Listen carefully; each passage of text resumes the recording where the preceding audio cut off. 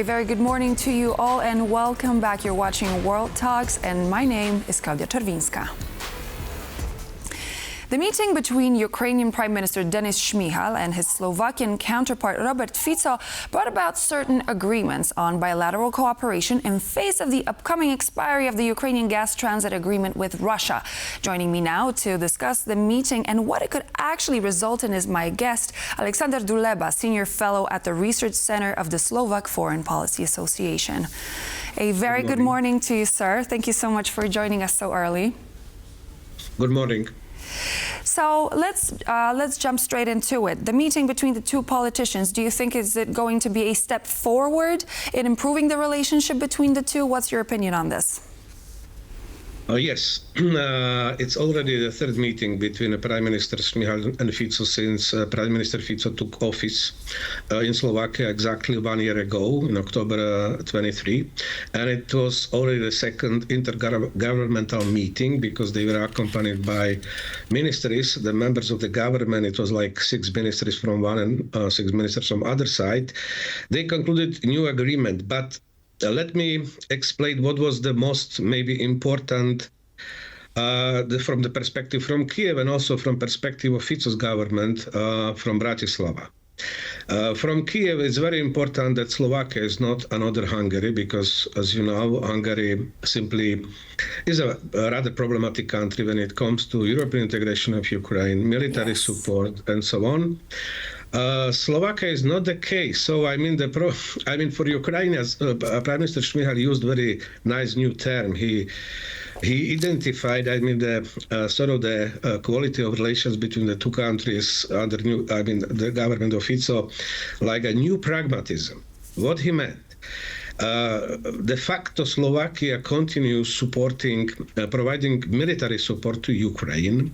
And especially when it comes to the production of the artillery ammunition of NATO standards, 155 caliber for howitzers supplied from NATO countries, which is very important for Ukraine, is a critical need. And let me illustrate that by figures, when Slovakia, before the war, so we produce less than 10,000 shells for those of this type of caliber of artillery, shells for artillery systems. Last year it was 150,000. And for comparison, the United States last year produced 400,000. And you cannot compare simply economies of the United States and Slovakia. Nevertheless, we have those capacities. And there are only 8 European countries that have capacities like Slovakia has in this field. And what is one of the main news, I think, announced by Prime Minister Shmyhal after at the concluding press conference, that actually, so we are going to establish new joint venture, Slovak-Ukrainian joint venture based in Slovakia, which will maybe double the production. So if all the 8 countries, or European countries that produce those type of ammunition would develop and expand their production capacities as Slovakia did, the EU would be in capacity simply to deliver promised 1 million shells to Ukraine. So from this perspective, and in addition to that, 2 companies in Slovakia repair damaged heavy combat military equipment supplied from Western countries to Ukraine, like tanks, artillery system, plus infantry vehicles, etc., etc. And it's a real military help. So what is strange is the rhetoric of Prime Minister Fico, and many abroad might be surprised that because he won the elections last year with one of the main slogans that no more shell to Ukraine. Okay, not a single shell. Yes. No single. Yes, he said that yes, no single shell, but actually we deliver and supply Ukraine with shells as never in the past. So this is very important from Ukrainian perspective. Which takes me to my question, because on one hand we have Fico, who meets with Shmyhal, and on the other hand he is not afraid to make his very pro-Russian sentiment show by the way of favoring Russia and taking trips to Moscow. So what is actually the game that Fico seems to be playing here? It's a rhetorics addressed to his electorate in Slovakia. Fico had shifted his political agenda in order to mobilize the voters and to win the elections last year. He shifted to closer to the radical right. And Slovak radical right or nationalist, historically, so there's a historical heritage, are simply pro-Russian. So we would need maybe 1 hour to explain why it is so. But it's a reality. So it's a really domestic, rhetorics for political purposes at home, first of all. But Slovakia, so you have different picture when you compare Slovakia's sort of approach, and even under the Fico's government, to Ukraine than if you compare Orban's government in Hungary. So this is a sort of, I would say, schizophrenic sort of situation in Slovakia, but it's a problem of domestic politics in Slovakia.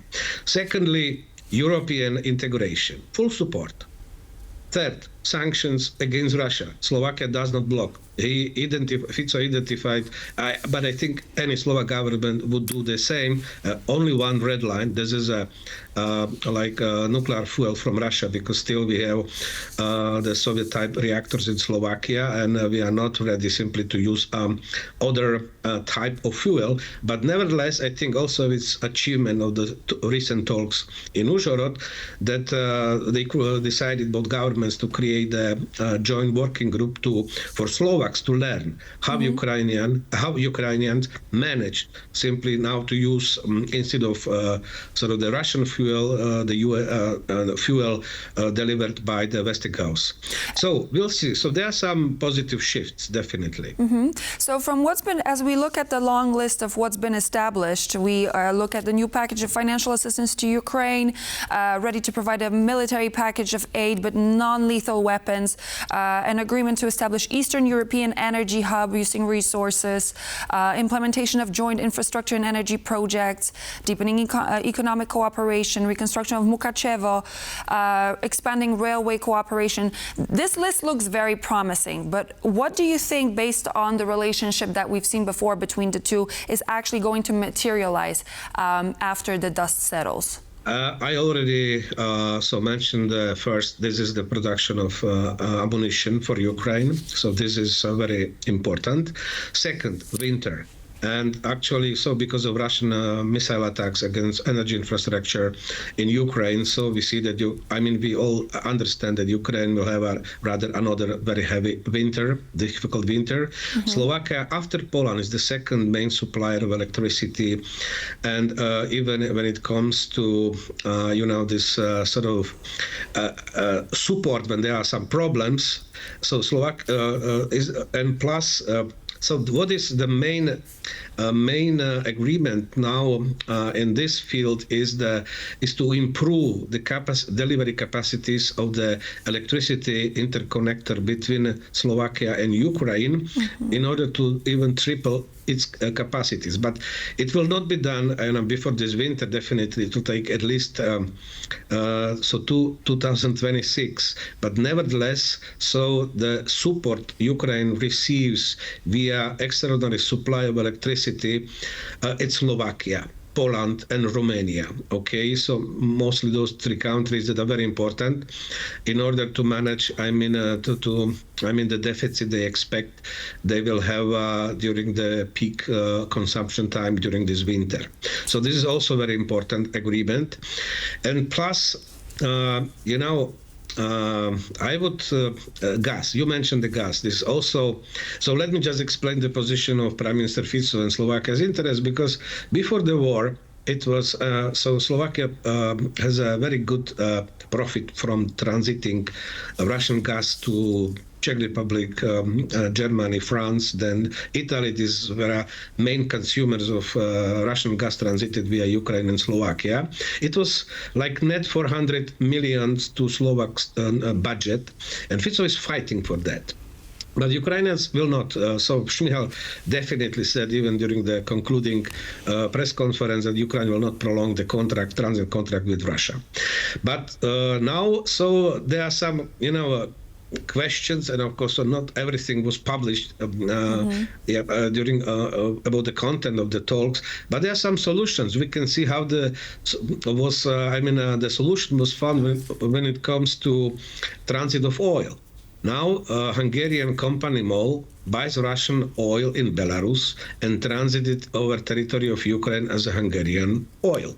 And something like that is also in place here, because we know that there are some considerations to include Azerbaijan, who can has some capacity simply to cover the sort of the swap operations, and so that Ukraine will transit Azerbaijani gas. But the problem is not here about the transit. It is about who will pay for the transit, because Ukrainians do not want Russians pay for transit over territory of Ukraine. But if there's similar solution possible, like it was found in case of oil, as I just mentioned. So this also was a part of the discussions. But of course, it's clear Russian gas lost main consumers in Germany, Italy, and France. So the transit will be not so, beneficial for Slovakia as it was before. It's clear. But now, what is also, it was announced after the talks, prime ministers, that they work on the Ukrainian initiative to create a gas hub in western Ukraine, because they have storages with capacities to store during the winter period more than 20 billion cubic meters of gas, which would be quite important sort of the storage for all our region. So, we'll see. Ukraine will not prolong the transit contract. Maybe some solution will be found to deliver Russian gas, because gas is not under sanctions, because still Slovakia, Hungary, Austria, so the intake of Russian gas. I think the solution is feasible, like it was found in case of oil. But I'm sorry to interrupt you, but we need to get to our next point. As we're looking at this pro-Russian sentiment by Mr. Fico, how much of what was agreed upon do you think actually serves Slovak national interests, and how much of it was actually dictated by Moscow, in your opinion? It's about domestic, it's a struggle about power in Slovakia. So let me just explain that. Following the public polls in Slovakia, so I'm following since the war started. So we have the structure of the public sort of the opinion like this. So we have around 20% of anti-system voters. So those are really like, because Slovak nationalists, they are pro-Russian nationalists, they are pro-Putinist. So it's 20%. It was like 10% during the financial crisis, 2009-10, but it started to grow.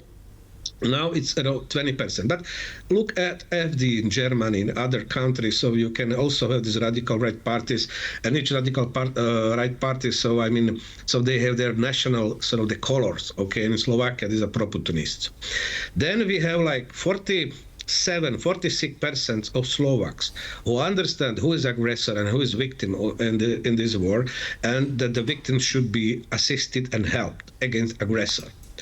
And then we have the problem is then we have in between people like 30% of population or voters that do not have a view. They do not understand, and they are not interested to learn about that.